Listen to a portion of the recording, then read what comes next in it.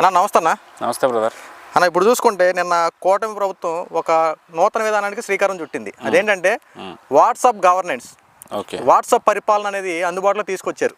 అంటే సమస్యలన్నీ తీర్చే విధంగా పరిపాలన ఇంకా సులభతరం చేసుకునేలాగా మన ప్రతి సమస్యని ఆ వాట్సాప్లో పెడితే దానికి సంబంధించినటువంటి వెరిఫికేషన్ జరిగి వెంటనే స్పాట్లో మన యొక్క ప్రతి సమస్య తీర్చే విధంగా వాట్సాప్ విధానాన్ని తీసుకొచ్చారు. ఇది ప్రభుత్వం తీసుకొచ్చింది కదా, ప్రజల్లో ఎలాంటి విధానం రాబోతా ఉంది? దీనివల్ల పరిపాలన ఇంకా సులభం అవుద్దా లేదా దీనివల్ల ఏమైనా ఇబ్బందులు తలెత్తాయి అంటారన్న? ఖచ్చితంగా వాట్సాప్ ఈ విధానం ఏదైతే వాట్సాప్ సేవలు అనే కాన్సెప్ట్ తెర మీదకి వచ్చిందో ఈ ప్రభుత్వం దాన్ని సూత్రప్రాయంగా ఈరోజు అమలు చేయడం కొన్ని సేవలకు సంబంధించి నిజంగా అది చాలా అత్యద్భుతమైన అంశంగా మనం పరిగణించాలి. కొత్త ధనానికి కొత్త విధానానికి ఆంధ్ర రాష్ట్ర ప్రభుత్వం కూటమి ప్రభుత్వం నాంది పలికింది అని అనడానికి ఎటువంటి సందేహం లేదు, అని అనడంలో ఎటువంటి సందేహం లేదు. ఎందుకు నేను ఈ మాట అంటా ఉన్నాను అంటే, మనం చూసాం ఇప్పటి వరకు కూడా గతంలో ఏ ప్రభుత్వాలు అధికారంలో ఉన్నట్టు వైఎస్ఆర్సీపీయా లేదా తెలుగుదేశమా కాంగ్రెసా ఏ పార్టీ అధికారంలో ఉన్నా అప్పటికి మన సాంకేతిక పరంగా రాష్ట్రం మరి అభివృద్ధి చెందకో లేదంటే అవకాశాలు ఉన్నా ప్రభుత్వాలకు ఆలోచన రాకో లేదా ఇంకా కొత్త విధానంలో సమాజం ముందుకు అడుగులు వెయ్యలేక సతమతం అవుతుందన్న ఆలోచన విధానం నాకైతే క్లారిటీ అయితే తెలియదు. కానీ బట్ ఇప్పటి వరకు రాని ఆలోచనని ఈ ఏదైతే 7 నెలల కాలంలో కూటమి ప్రభుత్వం అధికారంలోకి వచ్చిన తర్వాత కొన్ని అద్భుతమైన నిర్ణయాలు తీసుకుంటూ ప్రజలకి నిత్యం అందుబాటులో ఉండే విధంగా వాళ్ళు తీసుకుంటున్న నిర్ణయానికి ప్రజలు చాలా హర్షిస్తూ ఉన్న పరిస్థితి మనం రాష్ట్రంలో ఇప్పుడు చూస్తూ ఉన్నాం. నిజంగా హర్షిస్తున్నారా అని మీరు నన్ను అడగొచ్చు.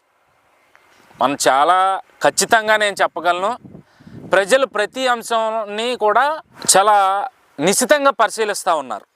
ప్రతి అంశాన్ని కూడా మనం చూసుకుంటే కూటమి ప్రభుత్వం అధికారంలోకి వచ్చిన దగ్గర నుంచి నేటి వరకు కూడా ప్రభుత్వం అనుసరిస్తున్న విధి విధానాలు ఏ విధంగా ఉన్నాయి, ఇస్తానన్న సంక్షేమ పథకాలు ఎంతవరకు ఇస్తుంది, చేస్తానన్న అభివృద్ధి ఎంతవరకు చేయడానికి ప్రయత్నం చేస్తూ ఉంది, ఇస్తానన్న ఉద్యోగాలకి ఈ ప్రభుత్వం ఎంతవరకు కట్టుబడి ఉంది అనేది ప్రతి అంశాన్ని కూడా నిశితంగా పరిశీలిస్తూ ఉంది ఆంధ్ర రాష్ట్ర యువత ప్రధానంగా. ఇక తలపండిన వాళ్ళ గురించి అయితే మనం చెప్పక్కర్లా, ఎందుకంటే వాళ్ళకున్న అనుభవ జ్ఞానంతో ఈ ప్రభుత్వం మీద ఇప్పటికే ఒక నిర్ణయానికి వచ్చేసిన పరిస్థితి కనిపిస్తూ ఉంది. ఇక యువత ప్రధానంగా ఈ కూటమి ప్రభుత్వం తీసుకుంటున్న నిర్ణయాలని చాలా గట్టిగా సమర్థిస్తూ ఉంది. ఈరోజు మనం ఉదాహరణకి ఈరోజు తీసుకొచ్చిన ఈ వాట్సాప్ విధానాన్ని తీసుకోండి. ఎక్కడికి వెళ్ళి గంటలు వేచి చూసి లేదంటే ఆయా అధికారుల దగ్గరికి వెళ్ళి కాళ్ళకి ఉన్న చెప్పులు అరిగిపోయే విధంగా తిరిగే పరిస్థితి లేకుండా ఇంటి దగ్గరే కూర్చుని మనకి కావాల్సిన సర్టిఫికేటా లేదా మనకు కావాల్సిన సమాచారాన్ని తెలుసుకునే విధంగా తీసుకొచ్చిన ఈ అత్యద్భుతమైన విధానం నిజంగా మాటల్లో చెప్పలేనంత గొప్ప విధానం అనే చెప్పుకోవాలి.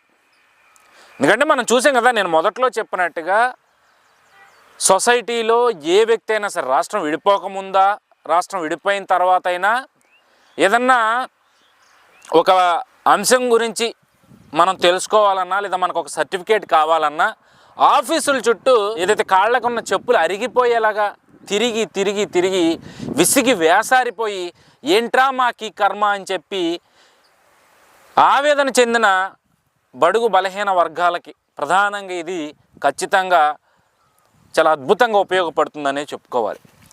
సో కొంతలో కొంత గతంలో వైసీపీ అధికారంలో ఉన్నప్పుడు నేను వాస్తవాలు మాట్లాడాలి కాబట్టి ఈ అంశాన్ని మీ ముందు లేవనెత్తా ఉన్నా.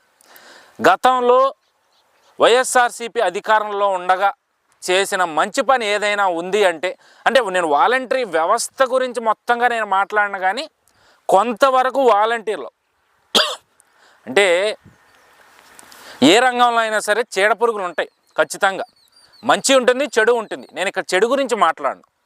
వాలంటరీ వ్యవస్థలో ఎంత చెడు జరిగిందో మీ అందరికీ తెలుసు. అలాగే మంచి కూడా అదే విధంగా కనిపించింది.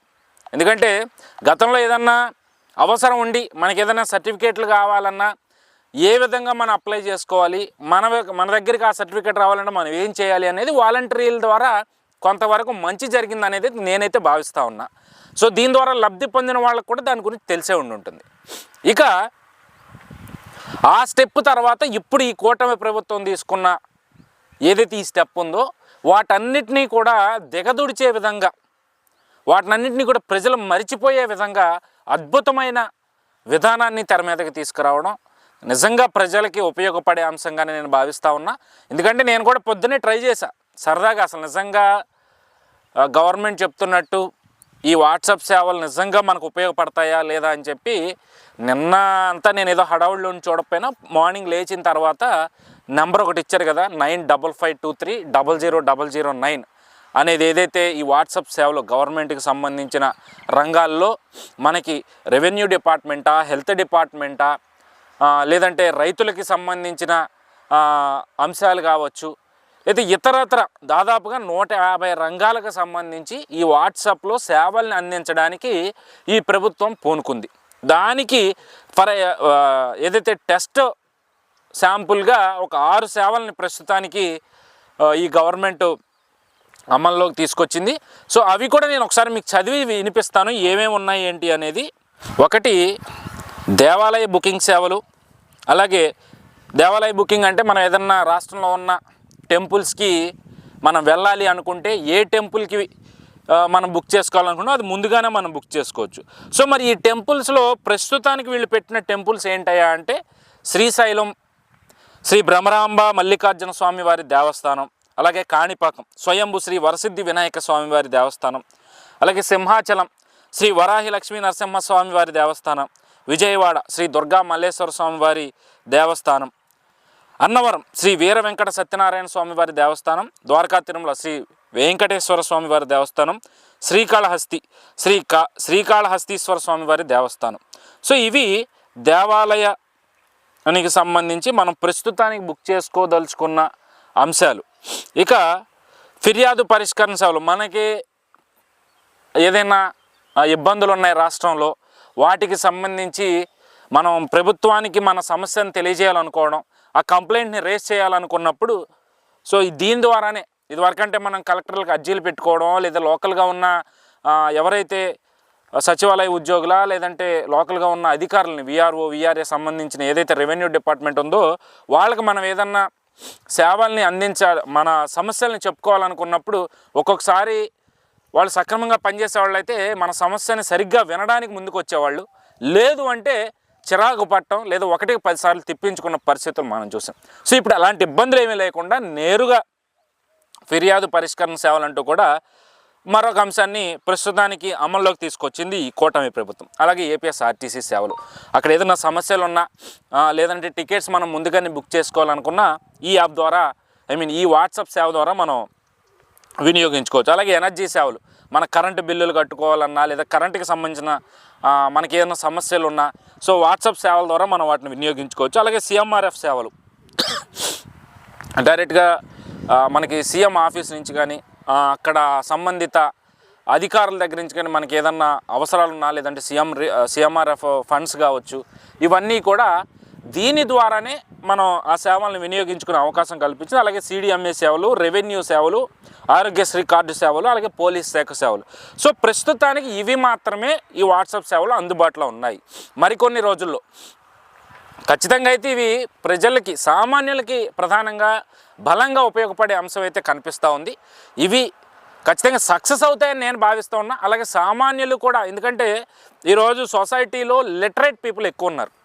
గతంలో అంటే చదువుకునే స్తోమత లేకో, లేదంటే చదువు మీద ఇంట్రెస్ట్ లేకో, లేదా వెనకాల ఉన్న వాళ్ళు ప్రోత్సహించలేకో చదువుకు దూరంగా ఉండేవాళ్ళు. కానీ ఇప్పుడు అలాంటి పరిస్థితి లేదు. రాష్ట్రంలోనే కాదు, దేశంలో ఎక్కడైనా సరే చదువు అనేది ప్రధానంగా మారిపోయింది. ఉన్న ఆస్తులు అమ్ముకున్నైనా సరే చదివించుకుంటున్న పరిస్థితి మనం చూస్తూ ఉన్నాం. సో ఇలాంటి సందర్భంలో ఈ వాట్సాప్ సేవలు ఖచ్చితంగా గ్రామంలో పల్లె వరకు కూడా, ఏదైతే పై స్థాయి నుంచి కింద స్థాయి సామాన్యుల వరకు కూడా ఈ వాట్సాప్ సేవలు ఖచ్చితంగా ఉపయోగపడతాయని అయితే నేను భావిస్తూ ఉన్నా. ఈ అంశాన్ని ప్రజలకి పరిచయం చేసిన ప్రభుత్వానికి నిజంగా ధన్యవాదాలు చెప్పుకుంటూ, మీరు చేస్తున్న ఇలాంటి మంచి పనులు మరింత ముందుకు వెళుతూ రాష్ట్రాన్ని అభివృద్ధి పదంలో ముందుకు సాగిస్తూ దేశానికి ఆంధ్ర రాష్ట్రాన్ని రోల్ మోడల్గా తీర్చిదిద్దాలని చెప్పి అయితే నేను మనస్ఫూర్తిగా కోరుకుంటాను. థ్యాంక్ యూ అన్న.